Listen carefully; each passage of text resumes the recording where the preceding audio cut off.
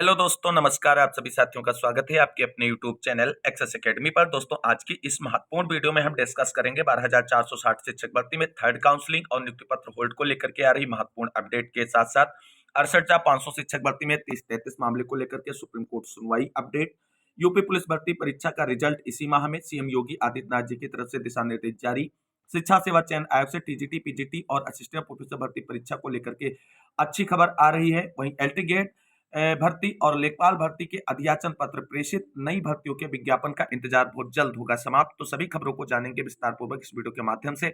आप सभी से निवेदन है कि वीडियो को बिना स्किप किए हुए अंत तक देखें, जिससे वीडियो में शेयर की गई सारी जानकारी को आप आसानी से समझ सकें। वीडियो में आगे बढ़ने से पहले छोटी सी रिक्वेस्ट है, प्लीज वीडियो को लाइक करें, दोस्तों में शेयर करें। जितने भाई बहन चैनल पर पहली बार विजिट करें, प्लीज चैनल को सब्सक्राइब करके बेल आइकन जरूर दबाएं आगे की सही सटीक और लेटेस्ट अपडेट पाने के लिए। तो आइए साथियों, शुरू करते हैं आज का ये वीडियो। सबसे पहले बात करेंगे 12,460 शिक्षक भर्ती से जुड़ी हुई महत्वपूर्ण अपडेट के बारे में। दोस्तों, जैसा कि आप सभी लोग जानते हैं, 12,460 शिक्षक भर्ती मामला सुप्रीम कोर्ट में विचाराधीन है और दो मामले इसमें इस समय पेंडिंग में है। पहला है थर्ड काउंसलिंग रिक्त पदों पर और दूसरा है नियुक्ति पत्र होल्ड वाले अभ्यर्थियों के नियुक्ति पत्र रिलीज करते हुए उनकी नियुक्ति प्रक्रिया पूरी किए जाने को लेकर के। तो दोस्तों, आप सभी लोग जानते हैं 12,460 शिक्षक भर्ती मामले में सुप्रीम कोर्ट में जो पिछली सुनवाई हुई थी उसमें स्पष्ट रूप से सरकार को डायरेक्शन दिया गया था कि आप जो है ये कोर्ट के सामने एक प्लान सबमिट करें कि आप रिक्त पदों को भरने के लिए क्या करना चाहते हैं और ये प्रपोजल लेकर के अगली जो सुनवाई की डेट है उस पर आइए। और सुप्रीम कोर्ट ने एक लंबी सुनवाई की डेट 13 नवंबर को लगा दी थी। लेकिन रिक्त पदों पर दो तरीके से भर्ती प्रक्रिया पूरी की जा सकती है, या तो कोर्ट के पास पहुंचे अभ्यर्थियों को याची लाभ देकर के, और या तो third counselling open to all करा करके सभी अभ्यर्थियों को मौका देते हुए रिक्त पदों को भरा जा सकता है। अब आप सभी को बता दें, अब विभाग को क्या प्लान सबमिट करना है अगली सुनवाई पर। क्या याची लाभ की ओर विभाग जाएगा या थर्ड काउंसलिंग रिक्त पदों पर जो है भर्ती के लिए कराई जाएगी, यह विभाग का फैसला होगा, क्योंकि सुप्रीम कोर्ट ने इन पदों को भरने के लिए विभाग को एक तरीके से फ्री होल्ड कर रखा है। लेकिन यहां पर एक चीज ये इंपॉर्टेंट है कि विभाग को पहले सुप्रीम कोर्ट में अपना जो है सबमिशन देना होगा कि हम रिक्त पदों को किस बिहाफ पर भरने जा रहे हैं, और उसके बाद ही इसमें रिक्त पदों को भरने को लेकर के कोई प्रक्रिया आगे बढ़ाई जा सकती है। वहीं आप सभी को बता दें, थर्ड काउंसलिंग के तहत रिक्त पदों को भरने को लेकर के लगातार प्रयास कर रही संजीव यादव एंड टीम की तरफ से प्रयास किया जा रहा है। एससीईआरटी पर बेसिक शिक्षा विभाग के शीर्ष अधिकारियों से मुलाकात की जा रही है और प्रयास किया जा रहा है विभाग से मिलकर के रिक्त पदों पर थर्ड काउंसलिंग ही कराया जाए। और जो प्रोबेबिलिटी है 12,460 शिक्षक भर्ती के रिक्त पदों को भरने को लेकर के, तो अगली सुनवाई पर सुप्रीम कोर्ट में जो विभाग की तरफ से प्रपोजल जाने वाला है वो थर्ड काउंसलिंग कराने को लेकर के ही डायरेक्शन लेने के लिए जाने वाला है। और इसी क्रम में आप सभी को बता दें, कल एससीईआरटी पर निदेशक जो और पूर्व सचिव प्रताप सिंह बघेल सर से मुलाकात की गई, तो उन्होंने थर्ड काउंसलिंग के जो बारे में स्पष्ट रूप से कह दिया है कि 12 नवंबर के बाद, यानी सुप्रीम कोर्ट सुनवाई 13 नवंबर को मामले के लिए लगी हुई है और उस सुनवाई के बाद ही रिक्त पदों पर भरने को लेकर के कोई कार्रवाई विभाग की तरफ से आगे बढ़ाई जाएगी। तो ये प्रश्न यहाँ पर खत्म है कि थर्ड काउंसलिंग कब होगी। दोस्तों, थर्ड काउंसलिंग होगी और ऐसा बिल्कुल कंफर्म है, और सुप्रीम कोर्ट से आदेश आने के बाद होगी, ये भी बिल्कुल कंफर्म है। और पूर्व सचिव प्रताप सिंह बघेल सर जो वर्तमान में निदेशक हैं, उनकी तरफ से भी इसको स्पष्ट कर दिया गया है कि रिक्त पदों पर थर्ड काउंसलिंग कराई जाएगी विभाग की तरफ से, लेकिन सुप्रीम कोर्ट से फाइनल डिसीजन आने के बाद ही। तो कुल मिलाकर के थर्ड काउंसलिंग के लिए प्रयास करें अभ्यर्थियों को प्रयास करने की जरूरत होगी, और थोड़ा पैसेंस पूर्वक जो है सुप्रीम कोर्ट से मामला निस्तारित होने तक का इंतजार भी करना पड़ेगा। तो थर्ड काउंसलिंग सुप्रीम कोर्ट से आदेश आने के बाद होगी। लेकिन अब बात कर लेते हैं रिक्त पदों को भरने के अतिरिक्त जो दूसरा मामला है नियुक्ति पत्र होल्ड वाला। दोस्तों, 12,460 शिक्षक भर्ती के कई जिलों में ऐसे सैकड़ों अभ्यर्थी हैं जिनके नियुक्ति पत्र होल्ड हैं, और नियुक्ति पत्र होल्ड का मामला सुप्रीम कोर्ट के जो केस हैं उनसे किसी भी प्रकार से कनेक्टेड नहीं है। ये जिला बेसिक शिक्षा अधिकारियों की तरफ से अभ्यर्थियों के डॉक्यूमेंटेशन या किसी अन्य कारणों की वजह से होल्ड किए गए थे। इन नियुक्ति पत्र को रिलीज करने को लेकर के सचिव सर की तरफ से अगर डायरेक्शन जारी कर दिया जाए तो जिला बेसिक शिक्षा अधिकारियों की तरफ से आगे की कार्रवाई सुनिश्चित की जा सकती है।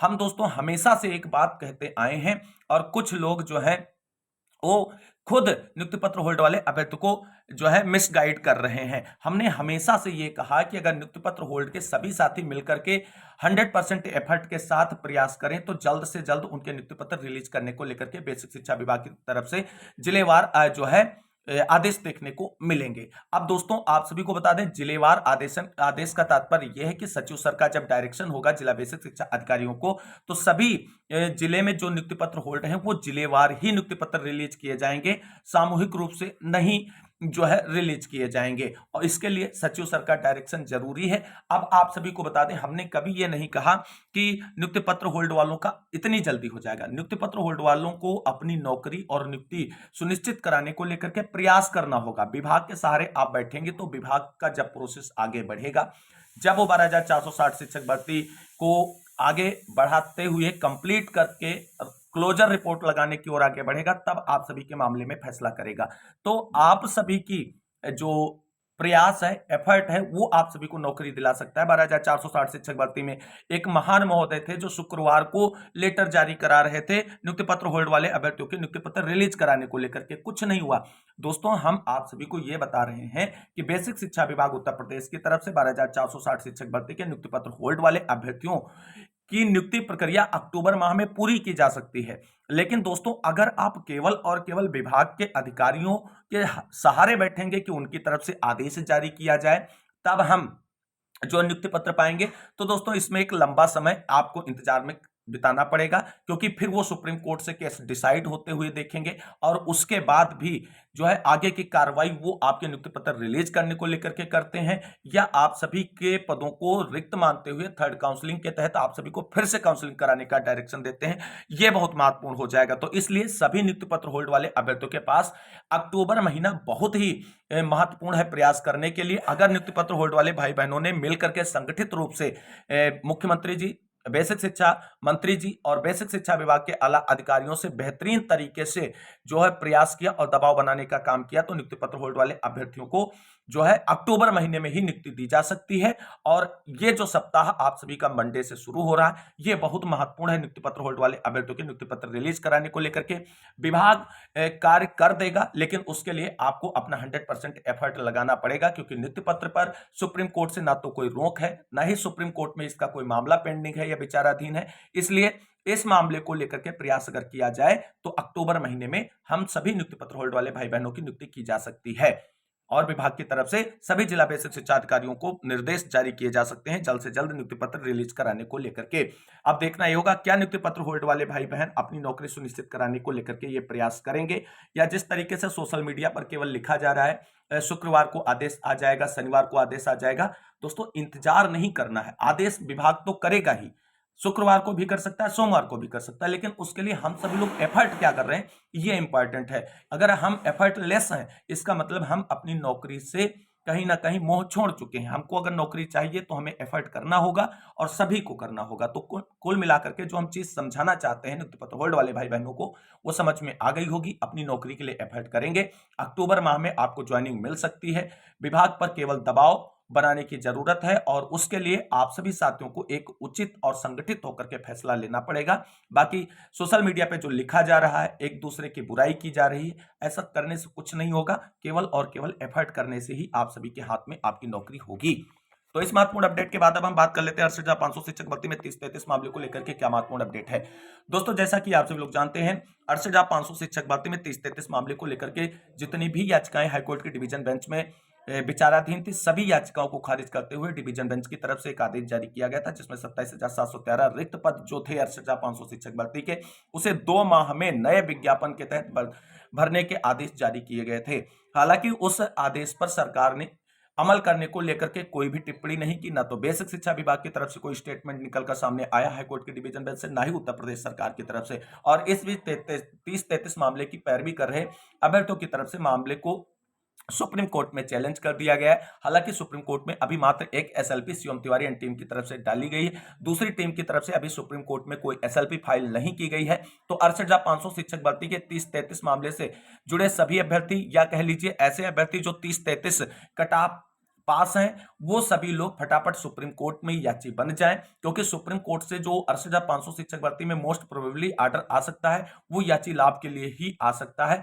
और इसके लिए जो टीम सुप्रीम कोर्ट में एसएलपी लेकर के पहुंच गई है उससे जुड़ जाए ज्यादा बेहतर है, क्योंकि जो टीम हाई कोर्ट की डिवीजन बेंच में पैरवी कर रही थी उसकी लचर पैरवी का नतीजा है कि सरकार का आदेश 30-33 पर होने के बावजूद जो है 30-33 की याचिकाएं डिवीजन बेंच से खारिज की गई। अब सुप्रीम कोर्ट में अगर मजबूत पैरवी की जाती है तो इसमें एक बेहतरीन और राहत भरा फैसला 30-33 कटाप वाले अभ्यर्थियों के हित में आ सकता है। अब यहां पर प्रश्न उठता है, क्या सर 30-33 मामले में पास सभी अभ्यर्थी सुप्रीम कोर्ट में याची बन सकते हैं जो हाईकोर्ट के सिंगल बेंच या डबल बेंच में याची नहीं बने? बिल्कुल दोस्तों बन सकते हैं। सुप्रीम कोर्ट से एक परमिशन लेने के बाद वो अभ्यर्थी जो हाई कोर्ट की सिंगल बेंच या डिवीजन बेंच में कहीं याची नहीं बनी वो भी सुप्रीम कोर्ट में याची बन सकते हैं। और हम तो यही कहेंगे कि कुछ पैसे जो आपने अभी तक बर्बाद किए हैं उतने थोड़े पैसे और बर्बाद करके सुप्रीम कोर्ट में एक बार याची बन जाइए। हो सकता है कि 30-33 कटाव पर सुप्रीम कोर्ट का एक आदेश आ जाए, याची लाभ के लिए ही आ जाए या संपूर्ण पदों को भरने के लिए आ जाए 30-33 कटाव पर, तो ये आप सभी लोगों के लिए हित का फैसला होगा।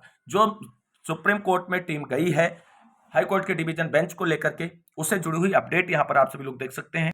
दोस्तों शिवम तिवारी एंड टीम की तरफ से महत्वपूर्ण अपडेट आप सभी के लिए शेयर की गई है।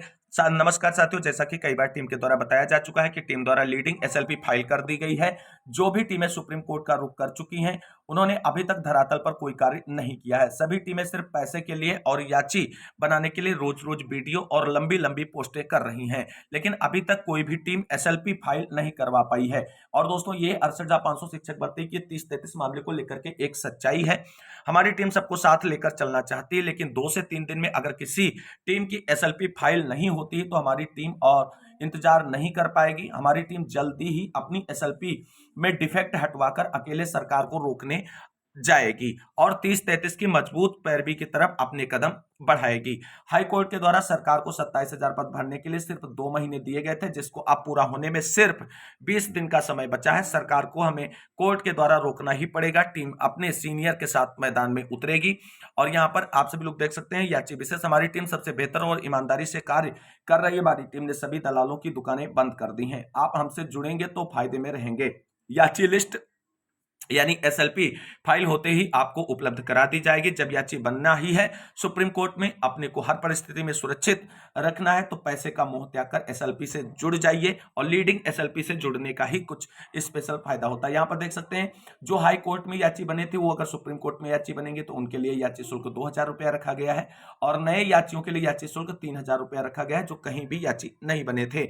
ये देख सकते हैं शिवम तिवारी एंड टीम की तरफ से ये पोस्ट शेयर की गई और जितने भी 68,500 शिक्षक भर्ती में 30-33 कटाव पास अभ्यर्थी हैं वो अगर शिवम तिवारी टीम से जुड़ करके सुप्रीम कोर्ट में याची बनना चाहते हैं तो ये कॉन्टेक्ट नंबर दिया गया है, इस पे आप सभी लोग संपर्क करके पूरी डिटेल जानकारी प्राप्त कर सकते हैं। तो ये 68,500 शिक्षक भर्ती में 30-33 मामले से जुड़ी बड़ी अपडेट के बाद मूव करते हैं आज की अन्य महत्वपूर्ण खबरों की ओर। दोस्तों उत्तर प्रदेश में 60,000 से अधिक पदों पर हुई यूपी पुलिस कांस्टेबल भर्ती परीक्षा के परिणाम को लेकर के माननीय मुख्यमंत्री योगी आदित्यनाथ जी की तरफ से दिशा निर्देश जारी किए गए हैं और यहां पर आप सभी लोग देख सकते हैं सिपाही भर्ती परीक्षा परिणाम इसी महीने जारी करें, योगी जी के सख्त दिशा निर्देश हुए जारी। आगे दोस्तों आप सभी लोग यहां पर देख सकते हैं मुख्यमंत्री योगी आदित्यनाथ ने निर्देश दिए हैं कि सिपाही भर्ती परीक्षा का परिणाम अक्टूबर के अंत तक जारी करें, रिक्त पदों पर भर्ती प्रक्रिया तेजी से बढ़ाएं, परीक्षाओं की शुचिता हर हाल में सुनिश्चित हो। उन्होंने पुलिस कार्मिकों को ई पेंशन से जोड़ने के निर्देश दिए। सीएम ने कहा कि हर पुलिस कार्मिक को समय पर पदोन्नति मिले, उसकी चरित्र पंजिका पर सही विवरण दर्ज हो, उनकी योग्यता और प्रतिभा के अनुरूप पदा स्थापना मिले और सेवानिवृत्ति के समय देयकों का भुगतान समय से हो, यह प्रत्येक दशा में सुनिश्चित किया जाना चाहिए। अपर पुलिस महानिदेशक स्तर के सभी पुलिस अधिकारियों के साथ बैठक में मुख्यमंत्री ने एक एक कर सभी एडीजी से उनकी वर्तमान पदस्थापना अवधि में किए कार्यों, नवाचारों और उपलब्धियों के बारे में जानकारी ली। तो कुल मिलाकर के उत्तर प्रदेश पुलिस भर्ती परीक्षा का रिजल्ट जो है अक्टूबर माह में ही जारी किए जाने को लेकर के माननीय मुख्यमंत्री योगी आदित्यनाथ जी की तरफ से दिशा निर्देश जारी किए जा चुके हैं। मूव करते हैं अगली महत्वपूर्ण अपडेट की ओर।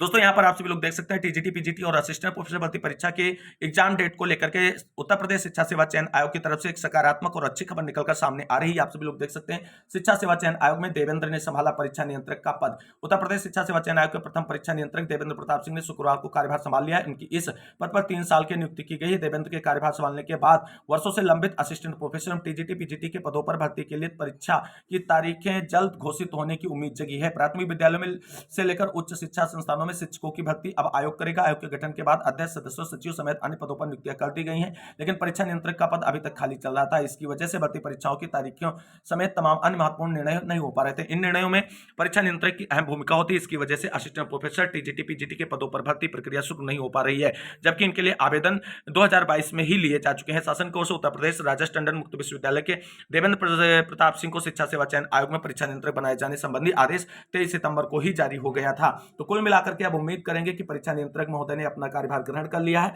और टीजीटी, पीजीटी और असिस्टेंट प्रोफेसर भर्ती परीक्षा की एग्जाम डेट का जल्द अनाउंसमेंट होगा, फाइनली एक मीटिंग के बाद में। मूव करते हैं उत्तर प्रदेश में नई लेखपाल भर्ती और एलटी के शिक्षक भर्ती के विज्ञापन को लेकर के आ रही बड़ी अपडेट के बारे में। सबसे पहले बात करेंगे एलटी के शिक्षक भर्ती से जुड़ी हुई महत्वपूर्ण अपडेट के बारे में, जहां पर उत्तर प्रदेश के युवाओं को एलटी के शिक्षक भर्ती के विज्ञापन का 6 वर्षों से इंतजार है। उस इंतजार पर फाइनली अब जो है सरकार और आयोग की तरफ से मुहर लगने वाली है और इंतजार बहुत जल्द समाप्त होने वाला है, क्योंकि जो मेन विवाद था समकक्षता अर्हता का, उस विवाद का निस्तारण कर लिया गया है। और यहां पर आप सभी लोग देख सकते हैं, प्रेषक शिक्षा निदेशक, माध्यमिक शिक्षा निदेशालय उत्तर प्रदेश, शिक्षा नियुक्ति 2 अनुभाग प्रयागराज, सेवा में समस्त जिला विद्यालय निरीक्षक उत्तर प्रदेश को यह पत्र प्रेषित किया गया है। जहां पर आप सभी लोग देख सकते हैं, जनपद में संचालित शिक्षक विहीन एवं न्यूनतम शिक्षक वाले राजकीय माध्यमिक विद्यालयों की सूचना उपलब्ध कराए जाने के संबंध में महोदय शासन से प्राप्त निर्देशानुसार उत्तर प्रदेश लोक सेवा आयोग प्रयागराज से सीधी भर्ती के माध्यम से एलटी ग्रेड एवं प्रवक्ता वेतन क्रम में चयनित अभ्यर्थियों की यथाशीघ्र नियुक्ति पत्र निर्गत किया जाना है। स्थानांतरण सत्र 2024-25 से तो आपके कार्यालय द्वारा उपलब्ध कराई गई सूचना अनुसार कई विद्यालयों में 1 या 2 शिक्षक ही कार्यरत हैं, जिसके कारण शिक्षण कार्य सुचारू रूप से संपन्न नहीं हो पा रहा है। स्थानांतरण सत्र 2024-25 के ऑनलाइन या ऑफलाइन स्थानांतरण आदेश निर्गत होने के उपरांत भी स्वीकृत कार्यरत रिक्त पदों की स्थिति परिवर्तित हो गई, जिसके कारण कई विद्यालयों में शिक्षकों की संख्या में काफी कम हो गई है। अतः निम्न बिंदुओं पर तत्काल जो है सूचना वांछित है। सारी डिटेलिंग यहाँ पर जिन जिन पॉइंट्स पर मांगी गई है, और ये इसीलिए मांगी गई है कि किन जिलों में राजकीय विद्यालयों में सहायक शिक्षकों के और प्रवक्ता शिक्षकों की जो कमी है, उस कमी के अकॉर्डिंग ही नई एलटी के शिक्षक भर्ती का विज्ञापन जारी किया जाएगा। तो 2018 के बाद फाइनली एक बार फिर से एलटी के शिक्षक भर्ती के विज्ञापन की उम्मीदें जग गई हैं और उम्मीद है कि 2024 के अंत तक नई एलटी के शिक्षक भर्ती का विज्ञापन देखने को मिलेगा। पदों की संख्या में बढ़ोतरी के साथ साथ इस बार सिलेबस में भी कुछ परिवर्तन देखने को मिल सकता है एलटी के शिक्षक भर्ती के विज्ञापन में। आगे जैसे ही इसको ऑफिशियल नोटिफिकेशन के रूप में जारी किया जाएगा आयोग की तरफ से, तो आप सभी को चैनल के माध्यम से जानकारी दी जाएगी। जो साथी चैनल से नहीं जुड़े, फटाफट चैनल से जरूर जुड़ जाएं आगे की लेटेस्ट अपडेट पाने के लिए। बात कर लेते हैं उत्तर प्रदेश में नई लेखपाल भर्ती को लेकर के आ रही बड़ी अपडेट के बारे में। दोस्तों यहां पर आप सभी लोग देख सकते हैं, यह है प्रेषक आयुक्त एवं सचिव राजस्व परिषद उत्तर प्रदेश अनुभाग 4 लखनऊ, समस्त मंडलायुक्त उत्तर प्रदेश को यह पत्र प्रेषित किया गया है और यह लेखपाल भर्ती में अध्याचन को लेकर के देख सकते हैं। चयन वर्ष 2020-21 से 2024-25 तक राजस्व लेखपाल के रिक्त पदों का अध्याचन उपलब्ध कराए जाने के संबंध में यह पत्र प्रेषित किया गया है। तो दोस्तों बहुत जल्द आप सभी को बता दें, उत्तर प्रदेश में नई लेखपाल भर्ती के पदों पर विज्ञापन को लेकर के इंतजार समाप्त होगा और उत्तर प्रदेश में एक बार फिर से लगभग 4700 जो एक एग्जैक्ट डाटा है, इतने पदों पर नई लेखपाल भर्ती का विज्ञापन जारी किया जा सकता है और इनमें पदों की वृद्धि भी हो सकती है अगर 2021 वाली लेखपाल भर्ती के रिक्त पदों को इसमें ऐड कर दिया जाता है, वेटिंग लिस्ट न जारी करते हुए, तो पदों की संख्या 7000 के समथिंग पहुंच सकती है। और ऐसे में जो अभ्यर्थी 2021 वाली भर्ती में लेखपाल बनने से चुके हैं, उनके पास एक बेहतरीन मौका होगा उत्तर प्रदेश में लेखपाल बनने का। और नई लेखपाल भर्ती प्रक्रिया के अध्याचन को लेकर के जो ये पत्र प्रेषित किया गया, इसके बाद जो है उत्तर प्रदेश में लेखपाल भर्ती का विज्ञापन जारी किया जाएगा। अब देखना ही होगा कितने पदों पर लेखपाल भर्ती का नया विज्ञापन आएगा, कब तक उसकी परीक्षा कराई जाएगी। 2024 या 25 के शुरुआती टर्म में ही इनकी नियुक्ति प्रक्रिया पूरी की जा सकेगी। आगे जो भी अपडेट होगी चैनल के माध्यम से उसकी जानकारी शेयर की जाएगी। इस वीडियो में बस इतना। इस वीडियो को अंत तक देखने के लिए सभी साथियों को तहे दिल से शुक्रिया, बहुत बहुत धन्यवाद। मिलते हैं अगली वीडियो में लेटेस्ट अपडेट के साथ, तब तक के लिए सभी साथियों को जय जय भारत, वंदे मातरम।